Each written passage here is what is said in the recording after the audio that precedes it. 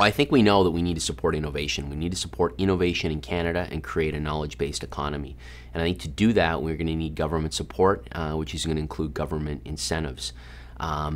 Really what we're talking about here is the financing ecosystem, and that's where you really take a company and you grow it from its early stages right through exit. So it starts off at the friends and family round and goes up through angel financing right up to A and B rounds where you get more money in from venture capitalists. And we think that the whole system is really broken. We think that certain areas are more dire straits than others. But the reality is, if you build a good company, good solid company that's looking for that $10 to $15 million financing, money will find a good company. We believe that you have to go back to the basics and really start to invest in creating a situation where you can grow those companies so that we can have a critical mass of those great companies to attract venture capital money from outside Canada.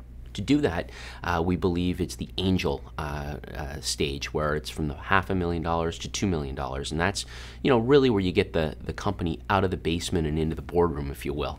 And to do that, we believe creating a form of an angel tax credit, where the government would just make it a little easier for angels to invest in that stage of a company's life cycle. We believe there's great management teams out there. We believe there's angels that are interested in that class. But it's risky. It's technology risk. Innovation is risky. To get innovative, you got to take risks. And we believe that having government incentives in that area will be huge.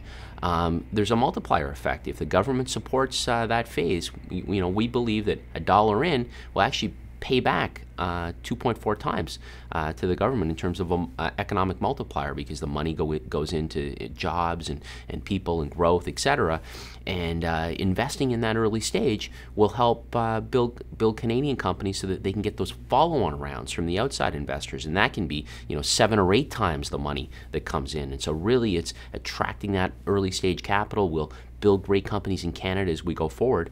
And those great companies that have these excellent boards and the venture capitalists that can help find customers and develop markets to be strong in Canada, but also to be strong global companies based in Canada. That is what we need, and we think that focusing on that early stage will really kick us off and get us in the right direction.